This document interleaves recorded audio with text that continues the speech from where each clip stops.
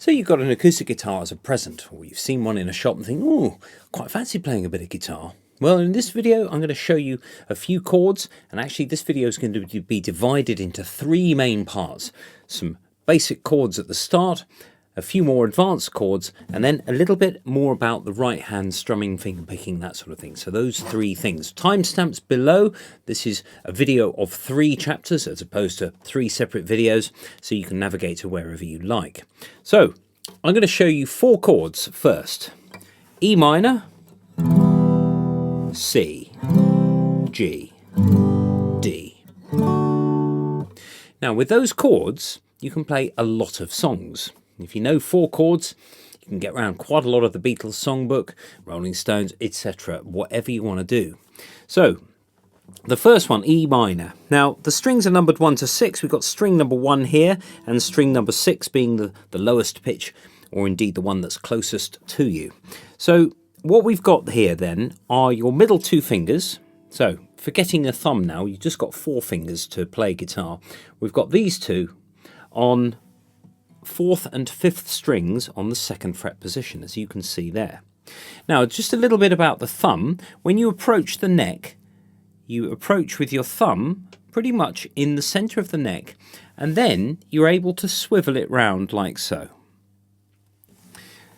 that you can get to any particular strings or any particular frets in a given position. If you have your thumb flexible like this and a gap underneath the neck, then you're in business. You've got to make sure that you're relaxed at every stage of the game. You don't want to grab the guitar neck or have to apply lots and lots of pressure, because it'll hurt and actually won't do really anything at all. So we've got to economise and make sure that you're in minimal contact with the instrument. That pretty much goes for any musical instrument, minimising your contact with it. So I'm going to put my thumb here round the back of the neck so that my 2 fingers can arch over the top, not affecting any of the other strings, and then to press down on those positions there. So what you have to do, the physics of this means you have to press the string down until there's enough pressure that the string can actually touch the fret that's this side of where your fingers are.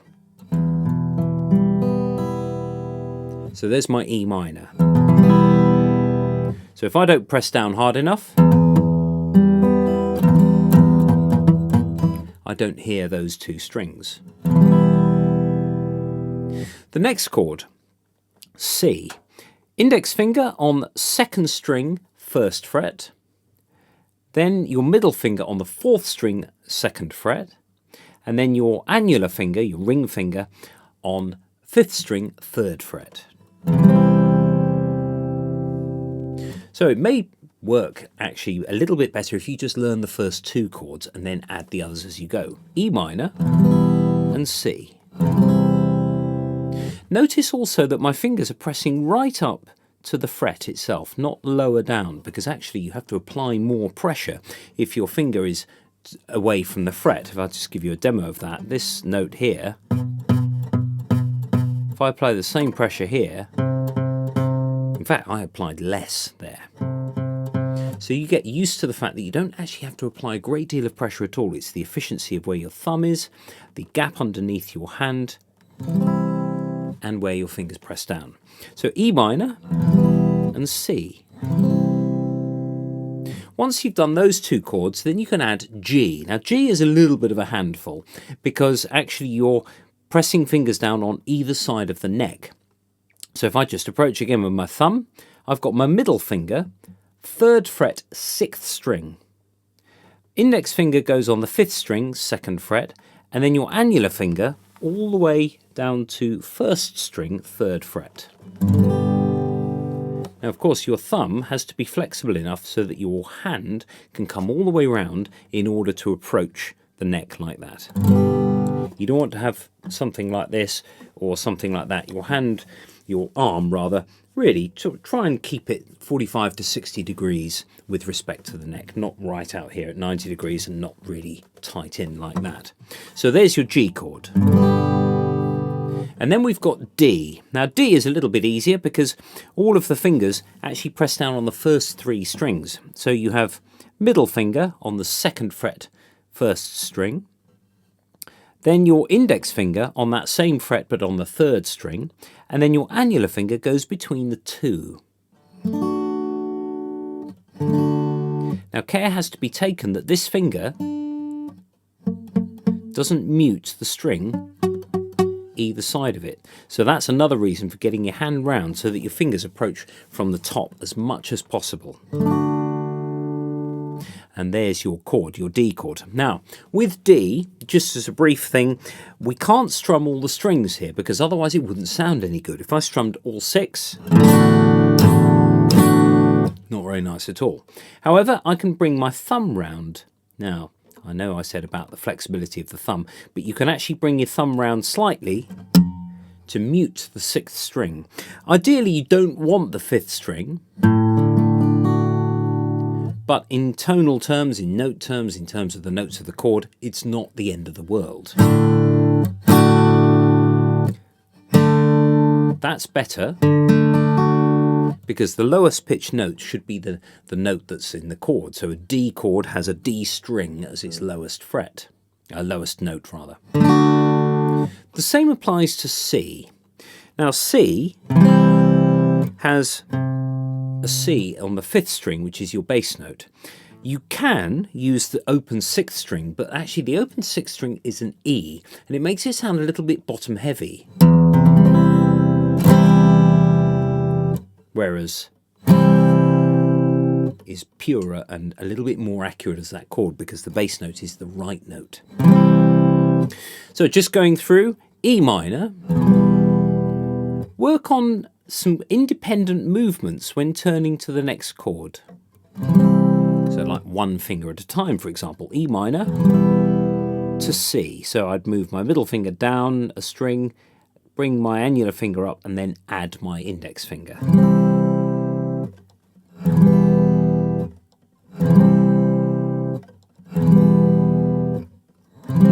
Ground control to major tom, ground control to major tom, etc. So that's 2 chords of that tune, for example. So we've got E minor, then to C.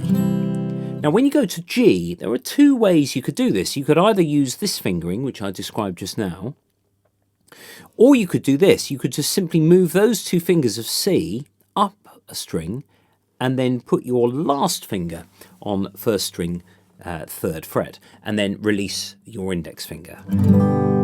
So that makes it really easy to get from C to G, because there's actually a little bit less movement there. But some people prefer to do G this way, and that's absolutely fine. Likewise, E minor, you could actually use with you could play with your last 2 fingers. And I'll explain that a bit more in the next section. So there's your 4 chords to begin with. Now we're going to head to some other chords and some bar chords. In the second part of this guitar demonstration, I'm going to show you a couple of other chords so that you can put these with the first 4 that you learnt in the last section. So just to recap, we had E minor, C, G, and D. Now we can have A minor. Now this is index finger, 2nd string, 1st fret, and then your other 2 fingers go on the middle 2 strings, 2nd fret. And then ideally strum only the 5 strings from the 5th string down to the 1st. If you catch the 6th string, it doesn't matter, it just makes it sound a little bit bottom heavy and not quite focused at the bottom, because the bass note of A is actually your 5th string. So A minor is like that. Now we can have other chords. We can have an A chord, which is the first 3 fingers, all in the same fret space. Now this is a little bit tricky, because actually what I said about playing just behind the fret isn't possible for that 1st finger, because it's got the other 2 fingers in the way. So we've got the first 3 fingers on 2nd, 3rd and 4th strings on the 2nd fret space. Now of course with this finger here, you're going to have to press down a little bit harder. Some people just play 1 finger across and then don't play the 1st string. So work on that, but as with all of guitar playing, if you're starting out, Don't work on it too much, otherwise you'll end up with blisters on your fingers. I'm a violinist originally, so I'm used to using my left hand and pressing down quite hard on violin strings. So that's there we are with that. Now we have also an E chord. Remember, E minor was 2 fingers only, but to make it an E chord or an E major, we add the index finger on the 3rd string, 1st fret. Now E looks like A minor, but actually they're 1 string across from each other.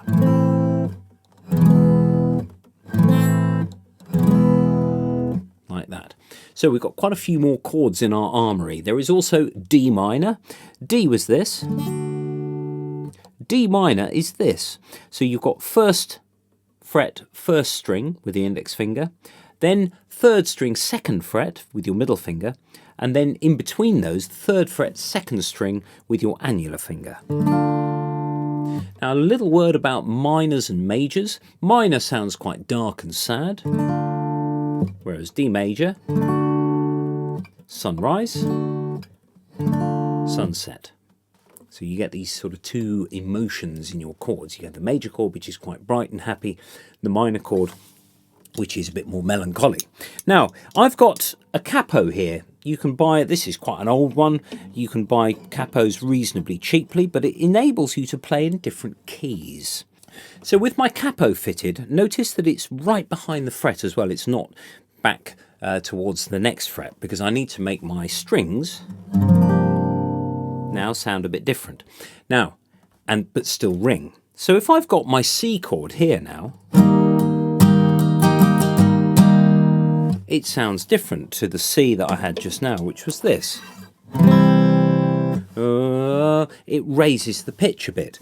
So if you've got a singer, maybe it's all about the vocals really. If you've got a singer who can sing in a particular key more comfortably than in another, then that's where you need your capo. So we've got E flat now. It's a C chord but at 3rd fret, so it becomes an E flat major chord. And you can play your other open chords in the same sort of position.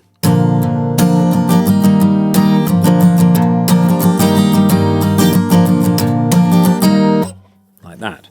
The alternative to the capo is to bar the chords that we've got. So an E minor, if I play that with the last 2 fingers now, and use my index finger as a bar, I can get any other chord on the fretboard, any other letter name. So for example, F minor, F sharp minor, G minor, G sharp minor, A minor, etc. going up the fretboard.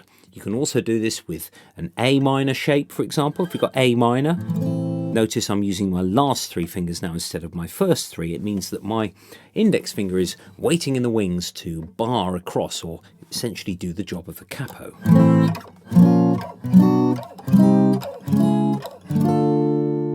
Now you can learn the relative positions. For example, if I played the A minor shape at 5th fret with the bar,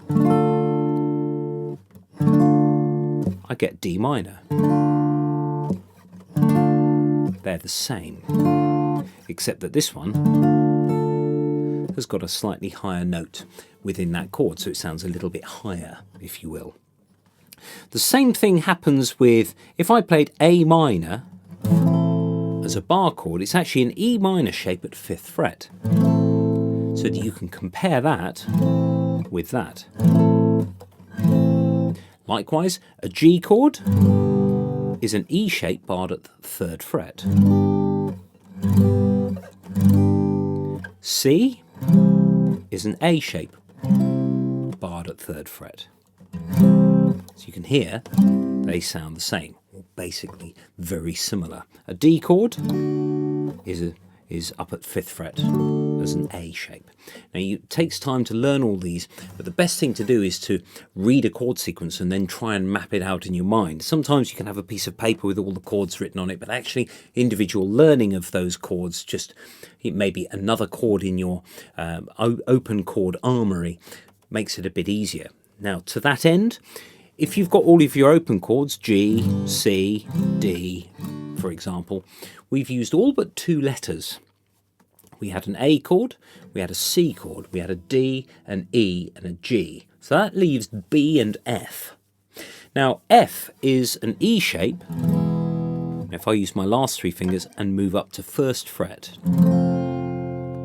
Now this is really important to get the thumb to be flexible so that you're drawing that sort of shape with your thumb and index finger, so that you can put your bar finger across and keep it straight. If your bar finger curves in any way, you'll have a problem with your strings being muted. So your first finger must go all the way across, so that you've got this sort of thing going on. Your three fingers here are flexible, but your bar finger is kept still. All the time maintaining the thumb on the back and a nice gap underneath. You can fit a sort of Sharpie underneath your hand there. Now, why would we have bar chords? Well, it means that you don't have to capo everywhere all the time, and you can basically get around any guitar without having to capo anything. Capo is, however, very useful for generating a sort of higher sound in general, so it's a very worthwhile tool. So there we are. That's the end of the second phase of guitar. So we started with the open chords, then we moved on to this section with the bar chords and a few other open chords. The next section I'm going to describe a bit of right hand, the strumming technique and finger picking. Now for the third and final part of this getting started on guitar, I'm going to describe using a plectrum and also your individual fingers. So let's just take a G chord. We've got our G here. With a plectrum, the thinner the plectrum you have, the more sort of top end sort of ding ding jangly sound you get. I tend to use quite fat plectrums because I like sort of getting more of a sort of a darker tone out of a guitar, but you can pick any plectrum you like. So I've got something here, it's about just under 1 millimeter thick, and basically what happens is I drag across the strings like this. Not like that. And let that sort of natural sort of come out of the guitar there. Now if you imagine that your wrist is moving across like this, you don't want to strum with your whole arm, you want to use your wrist. And make sure that it is free to move. And that it comes to a natural stop, a relaxed stop here. Now, of course, when you go down, you have to come back up in order to do another downstroke. So you can actually incorporate that upstroke to get a slightly different sound. Here's a down, and here's the up. So it's a little bit weaker because it starts also with the highest pitched string to the lower pitch, so it is a very much different sound. What you can do now is you can either strum all downs or incorporate the ups to get this.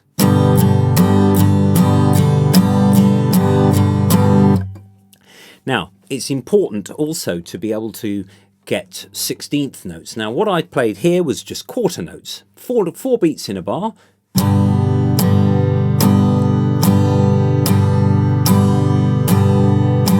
Or 8th notes. Or 16ths. Notice that I put an accent on the beginning of each of those 4 beats. Jing, ding, ding. Not only that, I nod slightly. When you move your entire body, it helps you keep time. Like that. So don't be afraid to move around. It doesn't make you look silly. In fact, it makes you look silly if you don't move at all.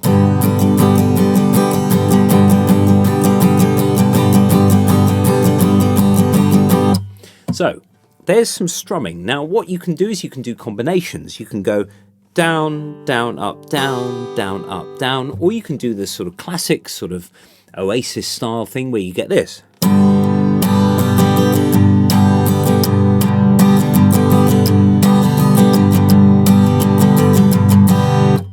I'm also varying the strings I'm playing. I'm playing the drums with the guitar. I'm doing a downstroke here on the bass strings and a snare on the upper strings, or the upper pitched strings rather.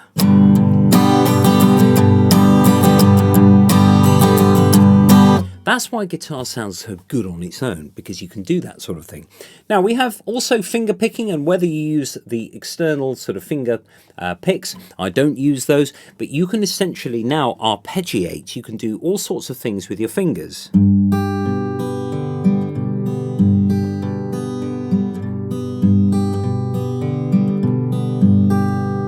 That sort of thing, where you use your thumb on these strings, and then generally speaking you'd use these 3 fingers, not really your last finger.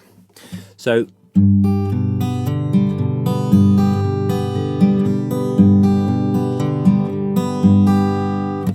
you can do that sort of thing. You can also play chords if you have your 3 fingers together with your thumb playing like the bass note.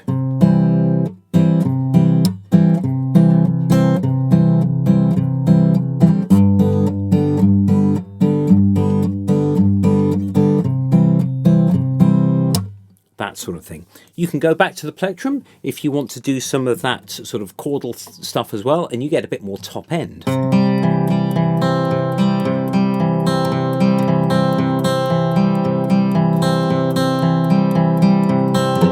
Notice I'm doing a sort of a random thing. Of course you can do something that repeats.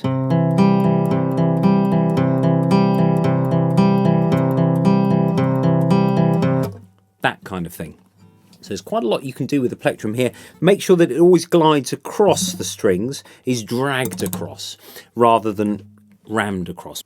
So there's a little bit about acoustic guitar playing. Of course, you can keep going. There's masses to learn, but you can get going with these sort of simple steps of getting some chords and some strumming and some finger picking, and then just have lots and lots of fun.